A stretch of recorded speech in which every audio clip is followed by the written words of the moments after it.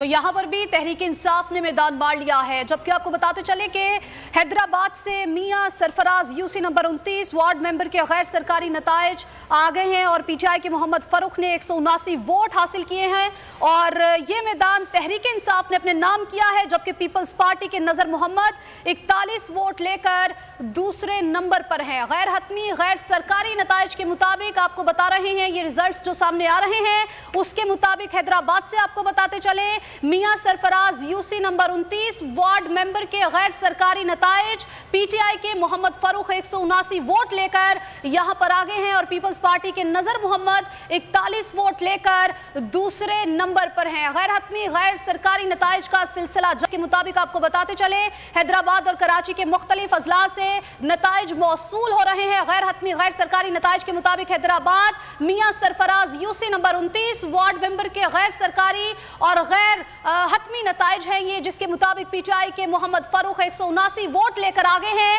और peoples party के नजर मोहम्मद 41 वोट लेकर दूसरे नंबर पर हैं। तो आपको बताएं कि आज लोगों की तादाद बहुत कम बाहर निकली है वोट कास्ट करने के लिए, टर्नआउट बहुत कम रहा, लेकिन इसके बावजूद आपको बताते चले कि मुख्तलिफ अजला से नताइज मौसूल होना शुरू हो चुके हैं। आपको बता रहे हैं कराची से, जहां पर गुलशन इकबाल में यूसी 2 वाइस चेयरमैन के गैर हतमी और गैर सरकारी नताइज भी मौसूल हो चुके हैं। लेकिन अभी आपको बताते चले Hyderabad Mian Sarfaraz UC number 29 ward member के गैर सरकारी नताइज सामने आए हैं, जिसके मुताबिक पीटीआई के मोहम्मद फरूख 179 वोट लेकर आ गए हैं। मुख्तलिफ नताइज इस वक्त आ रहे हैं। इन नताइज के हवाले से आपको कराची के तमाम अजला से नताइज मौसूल हो रहे हैं।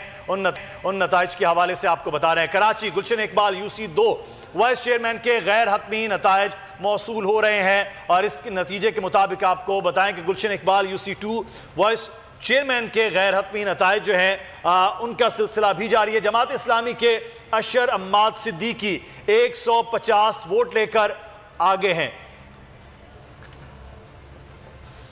सिराजुल हक इस वक्त जो है लाइन पर मौजूद है, अमीर जमात इस्लामी। बहुत शुक्रिया सिराजुल हक साहब, आपके वक्त का। कराची के नताइज आ रहे हैं, दिन भर आज मुख्तलिफ सूरत हाल रही, क्या कहेंगे सिराजुल हक साहब? मुतमईन है आप कराची के इन मामलात के हवाले से जो आज बल्दियात पे रहे? बिस्मिल्लाहिर्रहमानिर्रहीम। जमात इस्लामी की कामयाबी कराची के लोगों की कामयाबी है। बाकी जमात इस वक्त बल्दियात में ही हैं। अल्लाह ताला ने इनको बार बार मौके दिए थे, मरकज़ में भी, सूबों में भी और कराची में भी, लेकिन ये डिलीवर नहीं कर सके। यही वजह है कि आज कराची के लोगों ने रद्द अमल के तौर पर और जुल्म और जबर और नफरत और सियासत के खात्मे के लिए जमात इस्लामी पर एतमाद कर रहे हैं।